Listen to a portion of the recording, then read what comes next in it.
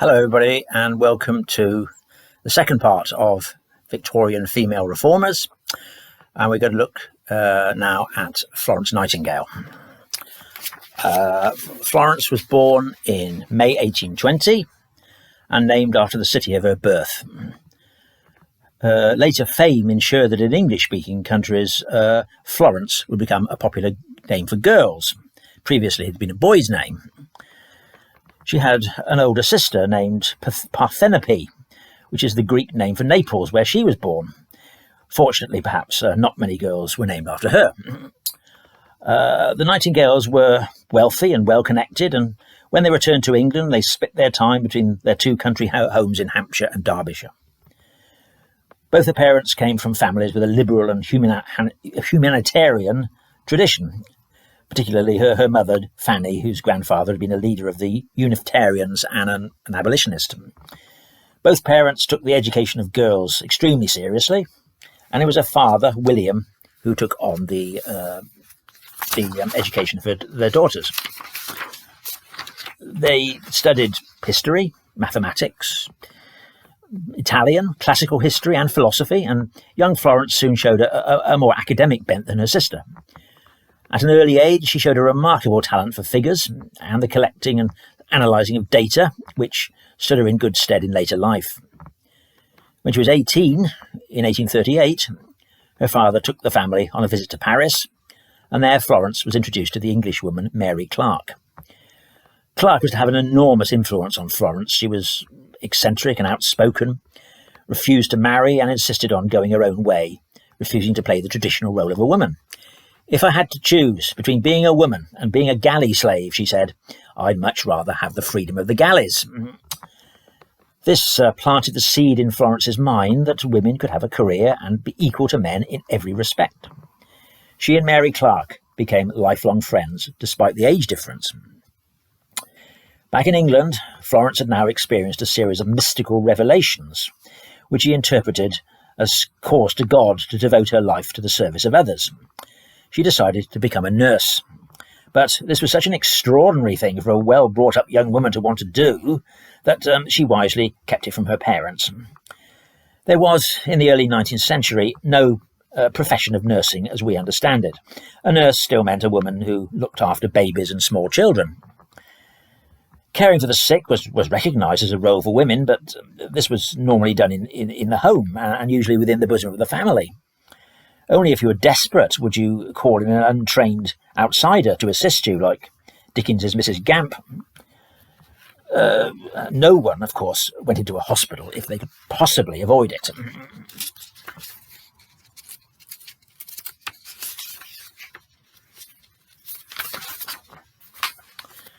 The word hospital had gradually changed its meaning over the centuries. Originally it meant somewhere that dispensed hospitality. Then it became narrowed down to mean an institution looking after the sick or elderly poor. Several new charitable hospitals had been founded in the 18th century, but the standard of care was still low. Straw had to be laid on the floor to cover up the blood. If you managed to survive the experience, you were likely to come out more sick than when you went in. There were female attendants, but they were there to do the dirty jobs. Care for the patients was in the hands of their families. By the early 19th century, it was obvious that hospitals, like prisons, were in desperate need of reform, but equally obvious that the government wouldn't do anything about it. With the advance of medical knowledge, doctors were anxious to improve patient care and reduce the death rate, and needed assistance in looking after patients of the sort that was provided in Catholic countries by orders of nuns. There was an obvious role here for female philanthropists, and several nursing societies were founded, which were basically Protestant versions of Catholic orders like the Sisters of Mercy, and their members were even called sisters. One of the first was founded in 1840 by none other than Elizabeth Fry. Elizabeth was a major influence on Florence Nightingale, although they probably never met. All these sisterhoods provided unpaid volunteers for the care of the sick, but there was still no idea of nursing as a profession. In 1844, Florence finally told her family that she wanted to train as a nurse and devote her life to it, rejecting marriage. Her mother and sister were particularly shocked at the idea of her pursuing a career, and particularly one so sordid and unfit for a lady. For several years they resisted, and Florence became depressed and despairing. Her rejection of love and marriage wasn't total at this stage, however, because she allowed the politician, Richard Monckton Milnes, to pursue her in a courtship which lasted for 9 years. Her most famous friendship with a man, however, was with another politician, Sidney Herbert, who she met in 1847. There was no suggestion of courtship here, because Herbert was happily married, but they came to work closely together, and she became a key advisor in his attempts to pursue his political career. In 1850, Florence finally persuaded her family to let her go to Germany and study at the Lutheran religious community at Kaiserwerth, which was renowned for the care of the sick. This was a revelation. Here she was to learn basic nursing skills, the importance of patient observation, and the value of good hospital organisation. She saw deaconesses, as they were called, who were trained and dedicated in a way that mere volunteers could never be. In 1853, she became superintendent of the Institution for Sick Gentlewomen in Distressed Circumstances, which mainly ex-governesses, where she first showed her efficiency as an administrator, improving nursing care and working conditions. She thought that maybe she'd best be suited in a role where she could concentrate on the training of nurses, but before she could act, fate intervened. Later, in 1853, the Crimean War broke out, and reports soon reached England, mainly from the first war correspondent, William Howard Russell of the Times, of the appalling way that the British wounded were being treated, and the poor standards of military hospitals. There was a public outcry. Military hospitals had always had nurses, but of course they were all men, orderlies as they were called, and the idea that a female touch was needed was widespread. The Secretary for War decided that something had to be done. And who was he? Well, none other than Sidney Herbert. He immediately thought of Florence and invited her to lead a party of nurses out to Turkey to lend their assistance. In October 1854, Florence set out with a group of 38 nurses, and in November arrived at the Barrack Hospital at Scutari outside Constantinople. Here, of course, we enter the realm of legend. The idea of her as the ministering angel, the lady with the lamp, is the product of newspaper stories. Her role has always been disputed, and many scholars think that it's been grossly exaggerated. The British wounded had to be shipped back across the Black Sea to be treated at Scutari, and conditions they'd endured beforehand probably had more to do with the high death rate there than their poor treatment in the hospital. Many of them weren't suffering from battle wounds, but from diseases like typhus and typhoid. Whatever the reasons for it, Florence was not impressed by what she found at the hospital. Conditions she considered were filthy, supplies inadequate, staff uncooperative, and overcrowding severe. Above all, there was the outbreak of cholera. She reluctantly kept her nurses away from the cholera wards in order not to offend the army surgeons, whose cooperation she needed. 5 days after she arrived, the wounded from Balaclava and Inkerman began arriving at Scutari, and conditions worsened further. In her autocratic way, Florence set about clearing the place up, conscripting soldiers' wives to help her. The wards were cleaned from top to bottom, and rigorous new standards of care introduced. Hand washing was enforced, with insistence on bathing the patients, making sure they had clean clothing and dressings and adequate food. All obvious now, but not then. If there was a shortage of equipment, she was prepared to dig into her own pocket to provide it. She even got the government to send out Alexis Soyer, the famous chef at the Reform Club, to advise on appropriate meals.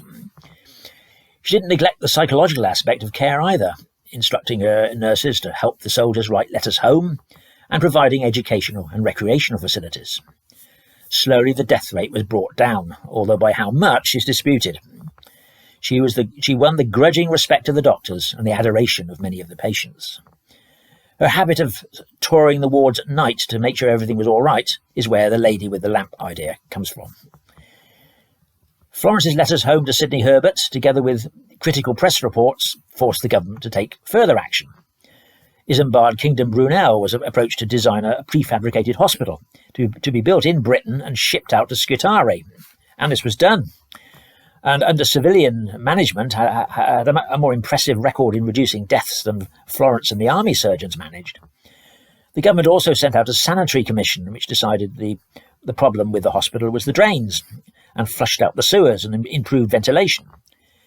This may have had more effect on bringing the death rate down than Florence's measures, and she never claimed otherwise, becoming in later life a great advocate of sanitary reform herself. In May 1855, Florence at last landed in the Crimea itself. She travelled around the battlefields in a mule cart, but then she drank some infected milk and contracted brucellosis. For a time, she was dangerously ill, and the nation, led by Queen Victoria, prayed for her.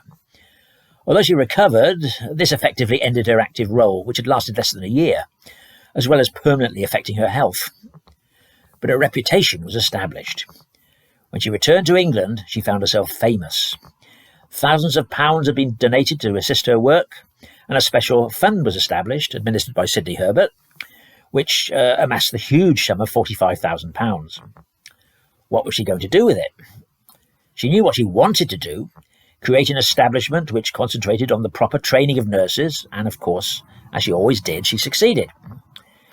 In 1860, the Nightingale School of Nursing opened at St Thomas's Hospital, an event that's now hailed as the beginning of modern nursing. In the opinion of most scholars, this is the real importance of Florence Nightingale, not the Crimea, but the establishment of nursing as a career. Ironically, she didn't entirely approve of this development, never entirely freeing herself of the idea that nurses should be ladylike middle-class creatures who shouldn't get too involved with the dirtier jobs, which would be done by working-class assistants. She opposed later attempts to make nursing a profession by forming a nurses' association and establishing state registration. She also fought a long battle with the doctors, which eventually she lost, about who should have ultimate control over nurses in a hospital. She insisted that for moral reasons, apart from anything else, nurses should answer only to their own matron, who would exercise her own iron grip. Florence wasn't as bad in this respect as some other reformers, like the notorious Jane Shaw Stewart, who would beat her lower-class nurses in her hospital if they displeased her. But the image of the matron as a dragon-like creature was to linger on until quite recently. Despite these difficulties, the influence of Florence on nursing was to be worldwide. The first Nightingale-trained nurses left St Thomas's in 1865 for Liverpool Workhouse Infirmary, and soon they were spreading to hospitals of all sorts throughout Britain. New nursing schools following Nightingale principles began to be opened in Britain and overseas. Notes on Nursing, the book she wrote in 1859, is still a useful introduction to the principles of nursing, although she wrote it with home nursing in mind. In later life, still famous, she became an enormous influence on Victorian public opinion on a wide variety of issues, marshalling her brilliance as a statistician to support the causes that she favoured. Like many doctors, she opposed the germ theory of infection, and stubborn and opinionated as she always was, stuck to her beliefs. To her, poor nutrition and poor sanitation were the basic causes of illness, and fresh air a vital aid to recovery. She became an expert in hospital design, favouring the pavilion system, which ensured that patients got the maximum amount of air and sunlight, a system which remained influential until well into the 20th century. Only later in life did she come to accept that there might be something in the idea that germs cause diseases. It was the same with the question of whether women should have the vote. For a long time she opposed the idea vehemently. After all, the story of her life showed how women could acquire influence and power and equality with men without going near the ballot box. But eventually she changed her mind and gave her support to the cause of female suffrage. Perhaps the most influential of all the things she did was to remain single. It planted the idea that marriage and a career were incompatible. But it was possible for an ambitious woman to reach the heights, but only if she renounced marriage, an idea that was to influence society far into the next century. But not only was Florence's a single life, it was a lonely one. After the early death of Sidney Herbert in 1861, brought on, according to some people, by being constantly badgered by Florence Nightingale, she had no close male friends, and among women, only Mary Clark, although she also kept up a long correspondence with Sister Mary Moore, an Irish Catholic nun that she'd met in the Crimea. She lived on into a very different era from the one in which she'd been born and enjoyed her greatest triumphs, outliving her almost exact contemporary Queen Victoria and surviving into the 20th century. In 1907, she became the first woman to be given the Order of Merit by Edward VII, and not until 1910 did she die peacefully at her home in Mayfair at the age of 90. The King offered burial in Westminster Abbey, but her relatives refused, and instead she was buried in a simple grave in the village churchyard of East Wellow near her childhood home. Despite many attempts to debunk her and her achievements, most notably by Lytton Strachey and eminent Victorians, her reputation remains as high as ever and continues to inspire people today. US Army nurses in the Vietnam War consciously modelled themselves on her. And when we needed temporary hospitals to cope with the COVID pandemic, who did we name them after? In the year of her bicentenary, Florence Nightingale, of course. But there are many other things that still bear her name, starting with her own Nightingale School of Nursing, still going strong as part of King's College London. And then there's also the Nightingale Medal, awarded by the International Red Cross for outstanding service by nurses, the Nightingale Pledge, sworn by nurses and similar to the Hippocratic Oath, and the Nightingale Declaration, sponsored by the United Nations, not to mention a number of national awards like the Florence Nightingale Award given to nurses in India. International Nurses' Day is marked every year on her birthday. When we turn to monuments to her, there are an enormous number, far more than to any other non-royal woman. Probably the most impressive one is the Carrara marble statue of her in the city of her birth, located in the Basilica of Santa Croce, among the tombs of famous Italians. Then there are the monuments in Turkey. There are 4 hospitals in and around Istanbul named after her, and at the barracks in Üsküdar, as Scutari is now called, there's the Florence Nightingale Museum. And there's another Nightingale Museum in St Thomas's Hospital in London, one of many monuments to her around Britain. There are 3 in Derby alone. Then there's her connection to Malvern. She visited here several times, taking the water cure after her experiences in the Crimea. And in 2010, on the centenary of her death, Malvern Museum held an exhibition in her honour. But we have a more direct link to her than museums or monuments. We have the sound of her voice, probably the first woman in history to be so recorded. She was recorded in 1890 on behalf of the Light Brigade Relief Fund. She never forgot her interest in the health of soldiers and the welfare of Crimea veterans. And the words she said were, "When I am no longer a memory, just a name, I hope my voice may perpetuate the great work of my life." But there's no danger of her ever being forgotten. There's been a play about her, in which she was originally played by Edith Evans, several films about her, most famously The Lady with the Lamp with Anna Neagle, and even an animation. The TV versions of her keep coming, not all of them sympathetic. And last but not least, like Elizabeth Fry, she's been immortalised on a banknote, though in her case it's the tenner. With the possible exception of Marie Curie, she remains the most universally respected and admired woman of modern times. Still an inspiration to others, and that's no mean achievement. Now, whether she deserves all this adulation is something none of us can judge, because, of course, there are many other women who played a part in the development of modern nursing and who've been overshadowed by her fame. For example, the splendidly named but entirely forgotten Zephania Veitch, who was one of the pioneers of modern midwifery. One pioneer whose memory has been revived and is often compared with Florence Nightingale, sometimes to Florence's detriment, is, of course, Mary Seacole. Her story is certainly remarkable, but the details rely heavily on her own autobiography, The Wonderful Adventures of Mrs. Seacole in Many Lands, which is, as the title suggests, is a little prone to exaggeration. But what's known about her is that she was born Mary Grant in Jamaica in 1805. Like Bob Marley, she was the child of a white Scottish father and a black Jamaican mother. Her mother was a free woman, not a slave, although some of her relatives undoubtedly were slaves. Her mother ran a boarding house in Kingston, but also doubled as what she called a doctoress. That is a traditional healer, using knowledge of local herbs and medical practices of African origin. And young Mary was to learn her nursing skills from her. Mary always called herself a Creole, that is, a woman of mixed race, proud of her ancestry on both sides. Sometimes she claimed to be a Scot, the average. In the Crimea, she wore a tartan riding habit. Her father had been a soldier, and many of the customers in the boarding house were military men, thus bringing Mary into contact with the army for the first time. She first practiced nursing, she says, on her doll, then on her pets, and only then on actual patients, assisting her mother. The family was relatively well off by Jamaican standards, and Mary received a good education.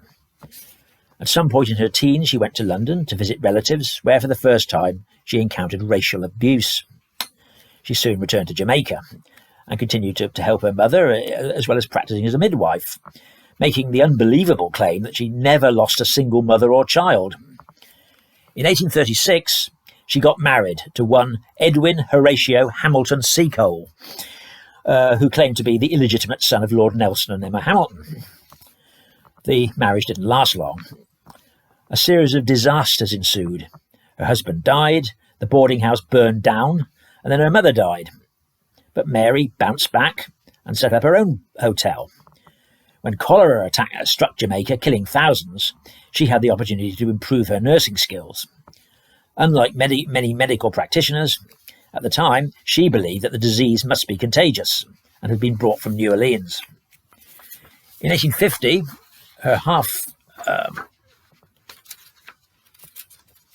half-brother moved to Panama, and she went to join him. This was a smart move, as long before the canal was built, this was the transshipment point for the west coast of the Americas, particularly the Californian goldfields. Her arrival coincided with another cholera epidemic, and she did the best she could to save people, charging the rich but treating the poor for free. As she admits, she had only moderate success. For treatments, she used mustard rubs, laxatives, and lead acetate, as well as water boiled with cinnamon to bring about rehydration. But she also believed in the importance of hygiene, cleanliness, good nutrition, and ventilation. In other words, all the things that Florence Nightingale also practiced. It didn't prevent her from catching cholera, but she nursed herself through it and survived. She set up what she called a British hotel, with facilities for 50 diners. And while running this, she heard about the war that had broken out in the Crimea. Duty called. She decided she must travel to England and volunteer as a nurse in what, like many other people, she thought would be a glorious war. By the time she reached London, the first party of nurses under Florence Nightingale had already left, but a second party was being organised. Mary appealed to the War Office to join, but despite her experience, she was turned down. Why this was is not known. Inevitably, it's been suggested that she was rejected on racial grounds, but it could simply have been her lack of hospital experience. At any rate, she was undaunted. She would go to the Crimea under her own steam and set up another British hotel to care for sick and wounded officers. In 1855, she set out for Constantinople in a Dutch ship with a letter of recommendation from a doctor who'd worked with Florence Nightingale. She arrived at Scutari and the two women met. What exactly happened between them is not known. Mary claimed that Florence was friendly, but later evidence suggests that Miss Nightingale had disapproved of her. Again, it's tempting to think that race has something to do with this, but then Florence tended to disapprove of anyone who didn't accept her ideas. At any rate, they never met again, and later Florence was to accuse Mary of running a bad house.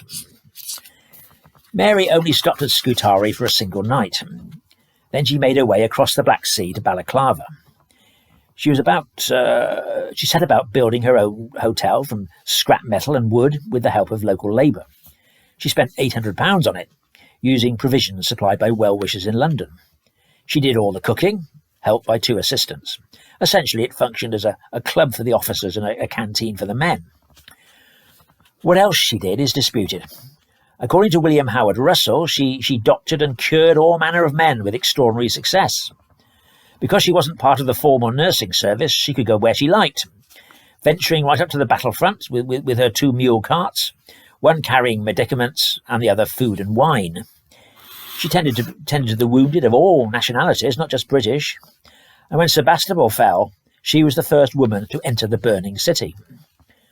Other people have disparaged her, suggesting that all she did was offer the wounded soldiers lunches, hot tea and lemonade. But there's no doubt many men were thankful for the efforts of Mother Seacole, as they called her, and prepared to speak up for her in her later life. When the war ended in 1856, so of course did her business. She found she had huge debts. She'd even served one officer champagne. And leaving for England with the last of the troops, she found herself virtually destitute.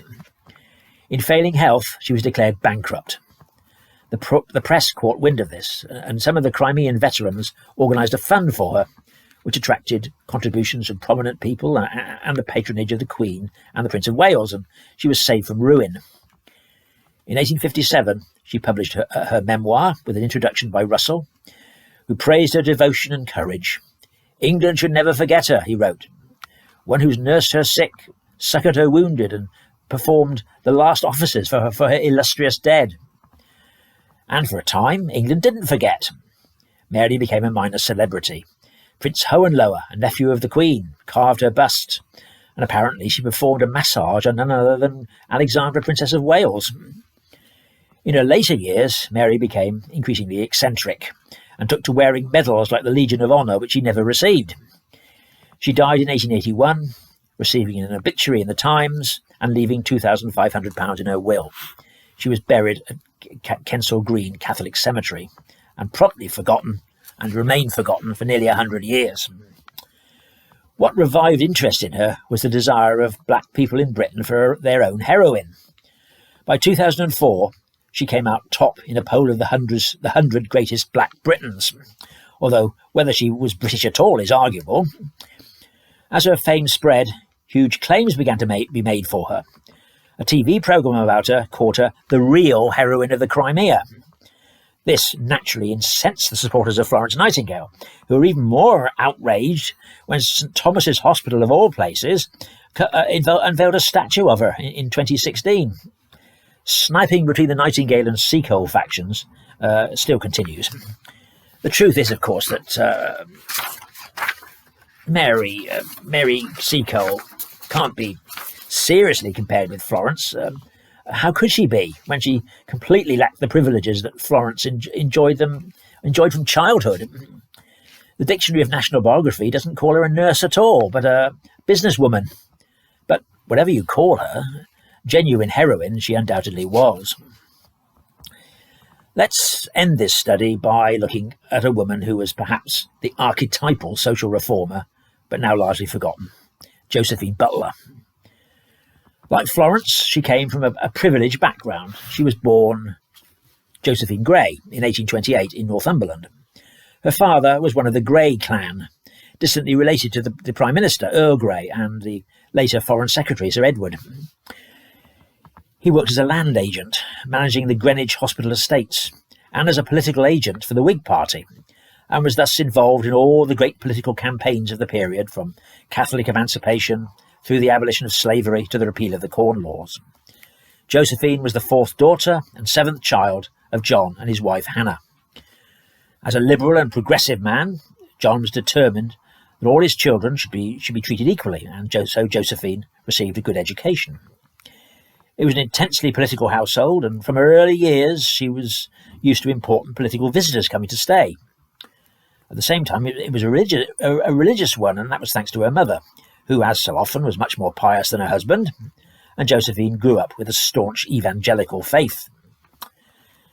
Josephine completed her schooling at a boarding school in Newcastle, and then, aged 17, underwent, like Elizabeth Fry and Florence Nightingale, a spiritual crisis.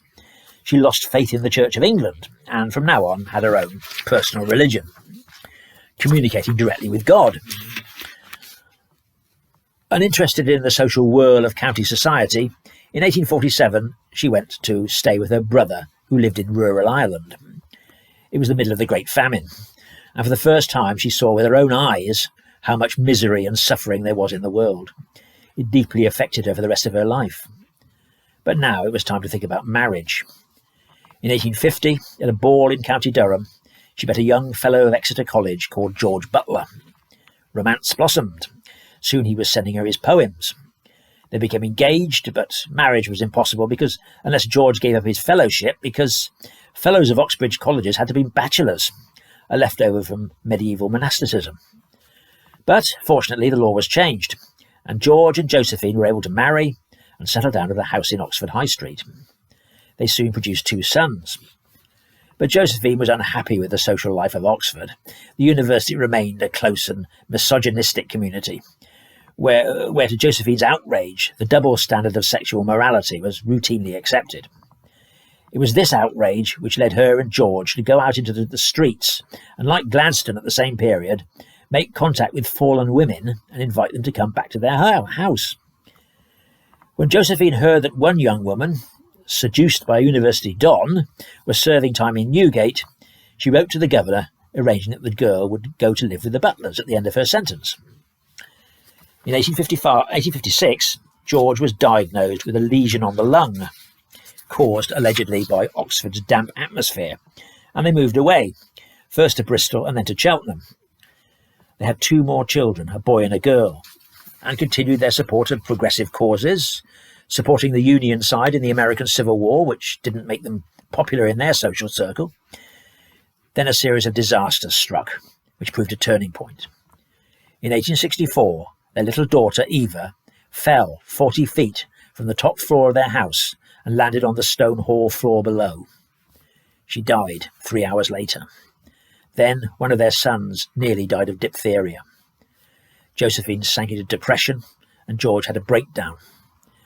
But he recovered and in 1866 was appointed headmaster of one of the new boarding schools, Liverpool College.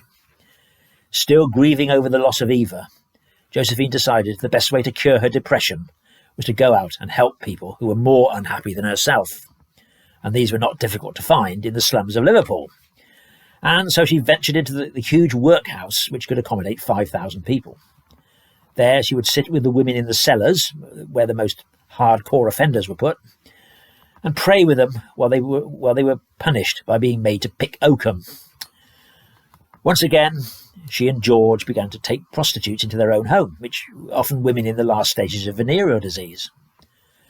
But there were too many for them to cope with, so she lobbied the local rich to subscribe funds for the establishment of a hostel, where such women could learn useful skills like sewing and the manufacture of envelopes. It was the sort of thing that Elizabeth Fry had been doing 50 years before, but the need was still there. The industrial home, as the hostel was called, survived, or the building did, until 2009. But helping prostitutes was by no means the end of Josephine's activities. She became one of the first women to campaign for the vote, signing the famous petition drawn up by the philosopher John Stuart Mill, calling for female suffrage to be added to the 1867 Reform Bill. The call got nowhere, but it was the start of a long road. Josephine also took up the cause of education for women. Like Mary Wollstonecraft long before, she realised that the lot of women would never improve until they were better educated. Along with Anne Clough, she launched a campaign to raise the status of governesses and female teachers and establish them as a profession. This soon attracted enthusiastic support. In 1868, she published a pamphlet, The Education and Employment of Women, which advocated the opening up of higher education to women as well as a wider range of professions. Cambridge University was petitioned to allow women to sit examinations, and rather surprisingly they agreed. Anne Clough was to become head of the first college for women in either ancient university, Newnham. But Josephine didn't stop there. She turned her attention to the problem of women's status in marriage. This had always been based on the principle of coverture, that is, that on getting married, the wife's legal rights and obligations were subsumed into the husband's, and all her property became his. Essentially, a married woman had no legal existence, and this made divorce, if she wanted to escape from an unhappy marriage, extremely difficult. Josephine objected strongly to this, and with others, launched a campaign to change the law. And after a long struggle, they were successful with the passing of the Married Women's Property Act of 1882. In 1869, Josephine took up the most famous of her causes. Worried that the spread of venereal diseases was affecting the health of the forces, Parliament had passed a series of Contagious Diseases Acts, regulating prostitution in a number of garrison and port towns. In these places, the police were given the power to detain a woman who was suspected of being a prostitute. No actual evidence was needed. She could be brought before a magistrate who could order an intimate examination. If found to have a disease, she'd be confined in what was called a lock hospital until she was cured. If she refused to cooperate, she could be imprisoned with hard labour. Scandals about the use of the Act soon began to appear, particularly when the police started to use plainclothes officers to entrap women, many of whom turned out to be completely respectable. But once they were branded as prostitutes, their reputations were ruined, and they were often forced onto the streets. Far from curbing prostitution, the Acts created it. Josephine helped found a Ladies' National Association to campaign for the repeal of the Acts, on the grounds of both class and sex discrimination. She began to attract famous names to the cause, including, inevitably, Florence Nightingale. Then she set out on a nationwide lecture tour. Charismatic, always elegantly dressed, a brilliant speaker, she transfixed audiences and shocked them with the gruesome details of the examinations, which she branded rape. She particularly liked addressing working-class audiences, men as well as women. "I always feel more at home with ordinary people," she said, "even if they do drop their H's." But her message was not universally popular. At one place, the local pimps threw cow dung at her. At another, the windows of her hotel were smashed. And at a third, there were threats to burn down the meeting hall. Undaunted, she carried on. The LNA then tried a new tactic, one which women had never tried before. It put up its own candidate, a man of course, at a by-election. After an acrimonious campaign, the LNA man split the vote, the government candidate was defeated, and the opposition took the seat. This made the government set up, and it set up a royal commission, the traditional Victorian way of burying awkward problems. Josephine herself testified before the commission, but its report was a grave disappointment. It specifically endorsed the double standard. The women were indulging in immoral activity for gain, whereas their male customers were simply indulging their natural impulses irregularly. The only progressive recommendations were that the age of consent be raised from 12 to 14, and even this had to wait. The government did introduce a bill to make the examinations voluntary, not compulsory, but then made things worse by proposing that the regulations be extended to the entire country. Josephine denounced the whole idea, and the bill was withdrawn. The LNA now tried the by-election tactic again at Pontefract. Josephine campaigned herself to be met by a barrage of dirty tricks. At one meeting, cayenne pepper was sprayed over the floor of the hall, and when that was cleared away, her opponents lit straw bales in the room underneath, and smoke wafted up through the floorboards as she tried to speak. The police looked on and did nothing.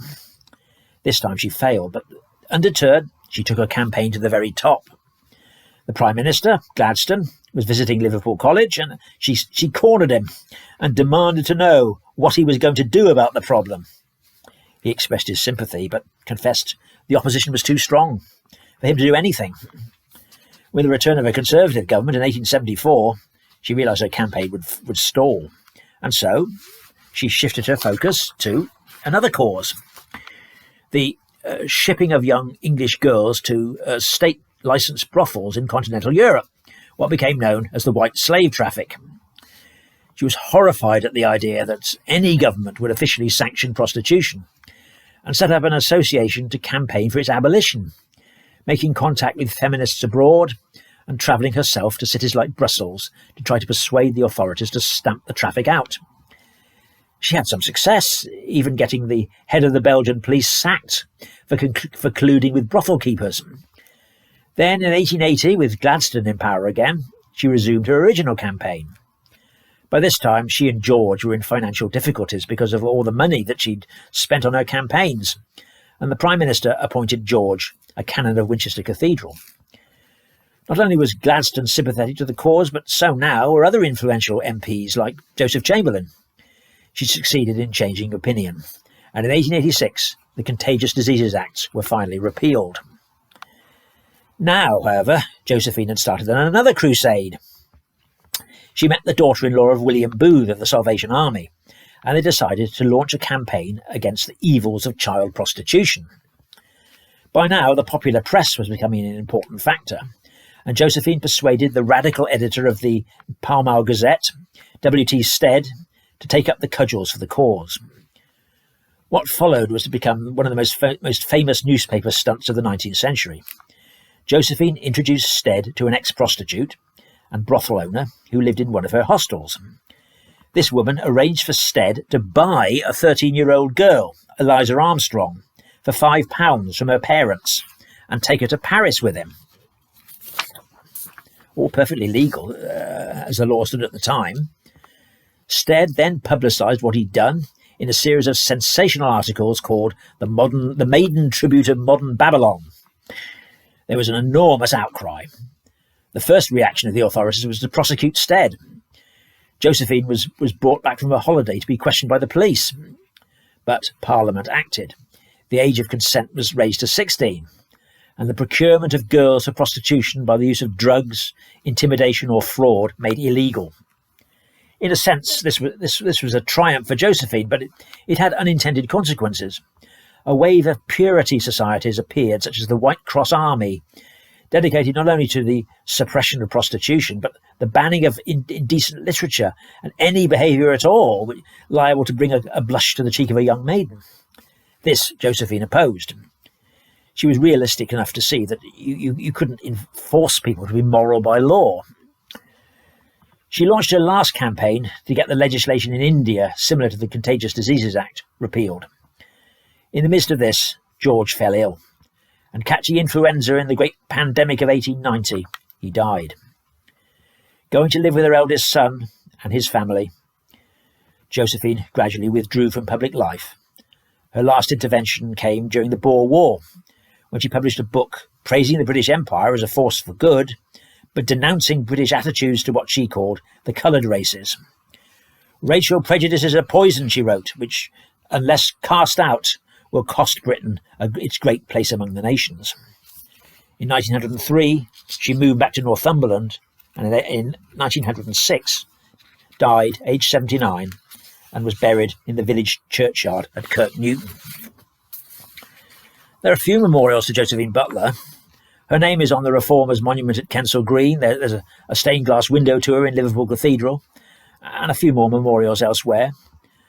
What's now called the Josephine Butler Society still carries on her work, fighting the evils of prostitution. And in 2005, Durham University named a college after her, but she's hardly a household name. No doubt this is because her career, strongly influenced by her Christian religion and concerned mainly with sexual morality, seems old-fashioned. She's been superseded by later feminists. And yet in her day, disgruntled men were already talking about the revolt of the women. She inspired the next generation. It's no coincidence that the suffragist Millicent Fawcett became a biographer. Her career demonstrates how things had changed so much during the course of the 19th century. If anyone contradicts the idea that women of the late Victorian era are all demure and easily shocked, living under the thumb of their husbands, it's Josephine Butler. And now we'll finish this series next time by looking at those women that she inspired. Millicent Fawcett of the suffragists and Emmeline Pankhurst of the suffragettes. Thank you very much.